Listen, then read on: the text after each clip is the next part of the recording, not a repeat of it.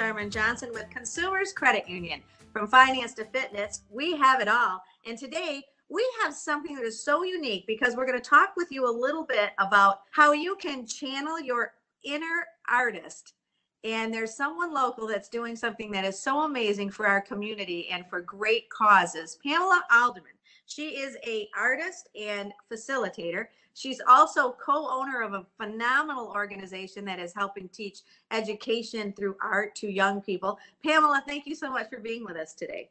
Oh, hey, Lynn, it's a thrill. It's great to be back behind the microphone with you. Thanks for having me. It's been years, hasn't I it? know it has. You know, I've watched you. I watched way at the beginning when you had really Yeah. first started with taking your talents and helping others use those talents to become even better individuals. Tell us a little bit about your journey. How did you start and where did the passion come to really put yourself out there to help others? Yeah, thank you so much. So the passion came from my childhood. My parents divorced when I was growing up. And so I know brokenness, I know loneliness, I know feeling detached and isolated. And I think I didn't realize it then, but it's really the foundation of my art to connect with those who are hurting or who are broken. And so my art is all about healing. It's about providing hope for others.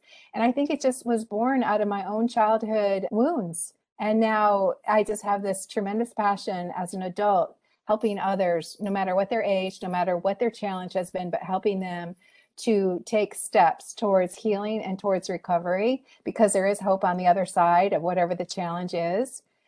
For my art career, so I raised our children, our 4 children, over the course of 25 years, and then the oldest one started leaving for college. So I kind of entered my art career in my mid-40s, which was sort of a late start. Yeah. And so at that same time, Art Prize came onto the scene in Grand Rapids. And that's that really large, most people from Grand Rapids know what it is, but this large international art competition with the world's greatest art award, the financial award for the winner. And about 1,500 artists participate, and Art Prize grew in popularity to where 500,000 visitors started coming to Grand Rapids for this 3-week event that takes place in the fall. So it's a very highly competitive event. And of course, as an artist, in my mid-40s, just restarting my art career, it was a big step. But the first year I had a little tiny painting in a little tiny venue, but it was a start. But the second year is where the American Heart Association asked me to represent them with my art, to do a story of one of their survivors, which was Natalie Ruggieri, and back in 2010, and it was called The Woman in Red. And I just represented Natalie's heart survivor story and how she overcame an obstacle in her teenage years and how she's now promoting women's health and heart health. And so the city just really responded to that painting. I got into the Amway Hotel, so I hit a big venue where we have a lot of foot traffic. So my piece got seen by thousands of people, and that started out my Art Prize career that year. Because then, I was in the Amway Hotel another 7 years, and they just kept giving me more and more space. And I did stories of children with autism. I did Metro Hospital, a cancer story. All of a sudden, I was just kind of on this fast track to success in my Art Prize career because I was connecting with the audience through interactive art, and people loved that. They loved the interactive art. They loved an opportunity to be part of Art Prize, and they loved the opportunity to somehow write a hero's name or write a wish or prayer for a child with autism or a child in need. Or another year I did a Let Go installation where 70,000 people wrote a let go note, crinkled it up, and tossed it into my sea painting, which was like tossing their let go into the sea. So the popularity of my pieces just kept growing and growing. And then people just kept flooding into my exhibit spaces every year. Here's what I find so fascinating. Your website is really robust. And if anybody is listening and thinking to themselves, boy, I would really love to find out how I can let go or how I can heal. Pamela, the things that you're doing in the community with workshops and healing and art is is absolutely fascinating. A quick question for you. I remember growing up and I would say to myself, well, I'm not an artist. And so that I would shy away from, creating art. Here you start in your 40s. You are a living testament that art is for everyone and that you bring people in. Yeah, yeah. So, right. So I do these large public installations, but I also do smaller workshops with, specific groups, girls who have been sex trafficked and maybe are in the Kent County Circuit Court system, or survivors of domestic violence with the prosecutor's court. Like, I do smaller workshops in schools, with maybe at retirement centers. It's all ages. I might be in a Montessori school. It's all ages. It's people who have all, fears about art, and maybe, their third grade teacher told them they'll never be an artist. So then they kind of believed that. But I just start small, and I just try to plant seeds of excitement and passion, and I show them how to use the materials. We have small steps, incremental steps. I help build their confidence by encouraging them. And really, it's just have fun, just experiment. And so for Art Prize this year, Michael Hyacinth and I ended up teaming up together, and we were co-curators of Veterans Memorial Park. And we invited 21 veterans to show their artwork with my artwork that was also being shown there. And some of the artists, these veterans, they had really never done any art. And so I just started them small. Like, they came to my house or they came to my garage. I showed them how to use art supplies. I gave them a practice canvas or practice paper. And I said, so you can't make a mistake, because we can just throw this away, and just kind of help them grow their confidence just a little at a time. Maybe we made a smaller one, so it's just an 8x10. Okay, now for Art Prize, let's do just what you just did, but now we're going to blow it up to 3 feet by 3 feet. And so it was exciting to see them grow in their confidence. And it was exciting to see how they felt so good about what they created. And the audience responded so warmly that, they probably want to do it again, which makes me so excited.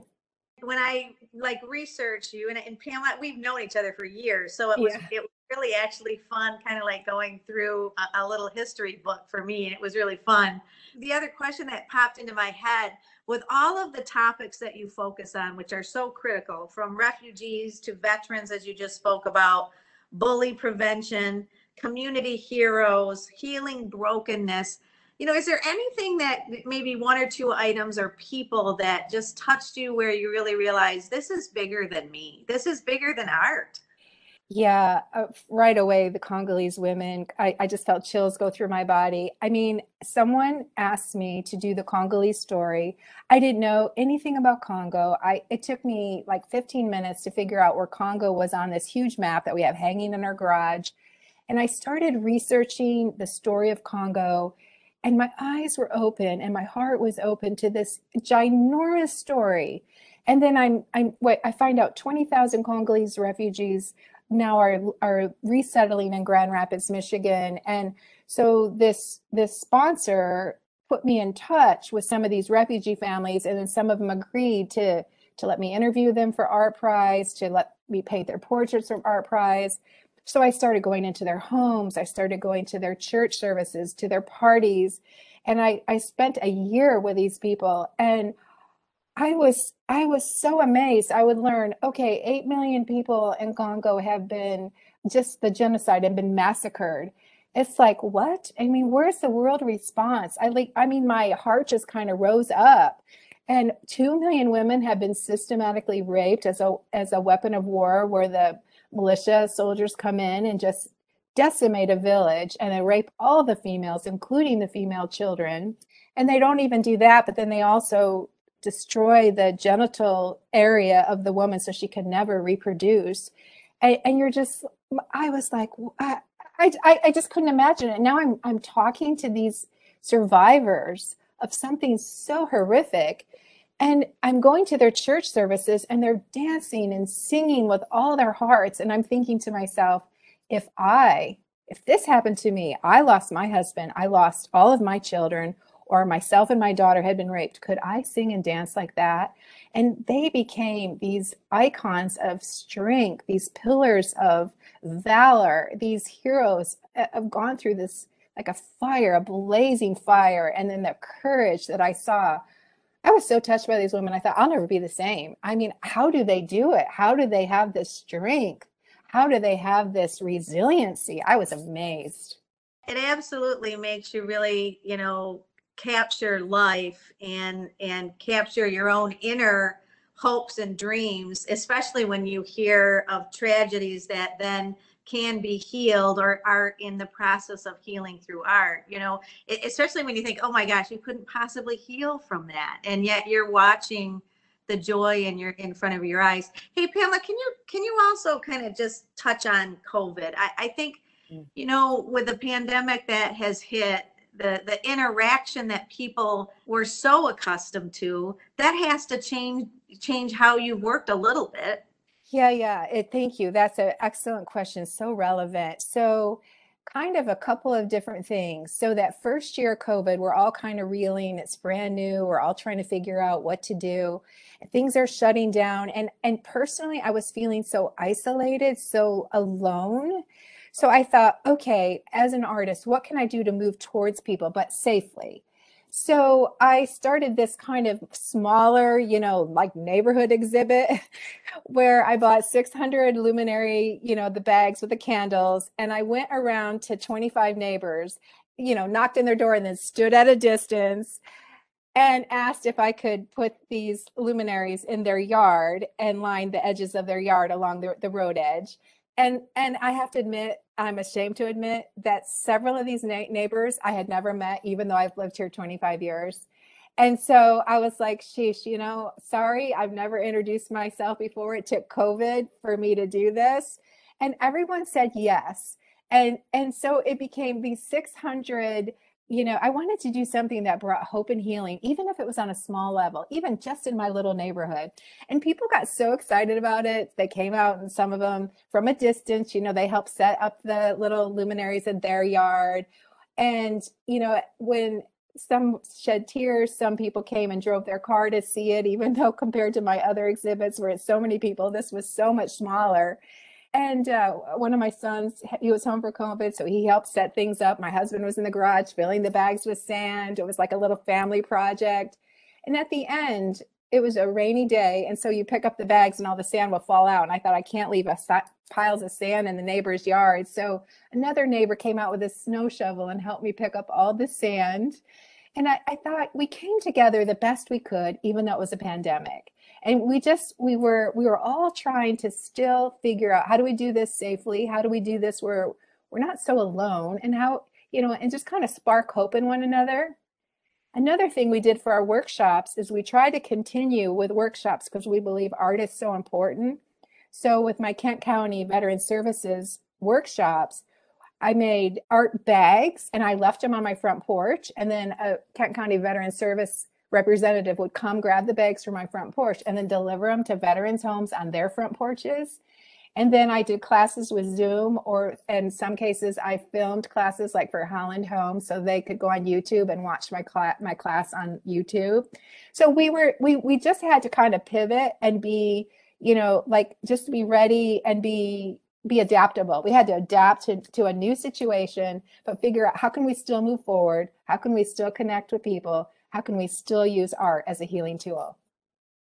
Wow. Well, Pamela, for those who want to get involved, whether that be as an artist or maybe there's a company or an organization you've sparked the imagination of what we can do together and what employees even can do together, colleagues to heal through art, to create fascination and inspiration. How can people get in touch with you? So there's a couple of ways. You can go to Healing in Arts with an S, healinginarts.org, and there's a way to message me there. You can go to Instagram. I'm Pamela _Alderman, ALDERMAN, and you can message me from Instagram, or you could go to my Facebook page and message me from my Facebook page.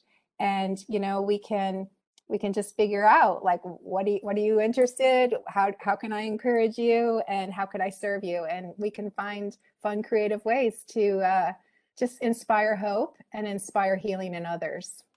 Well, Pamela, thank you so much. I love the fact that you use the word serve. We feel very strongly at Consumers that our role is to be servant leaders, and you are a testament to that in our community. Thank you so much. Lynn, thank you so much. It's been great talking. Hey, if you have a topic or a person just like Pam, who is so fascinating, just send it our way and we'll nab them for Money I'm Home. I'm Lynn Jarman Johnson with Consumers Credit Union. Thank you so much, Jake Esselink, for your production skills. Everyone have a fabulous week.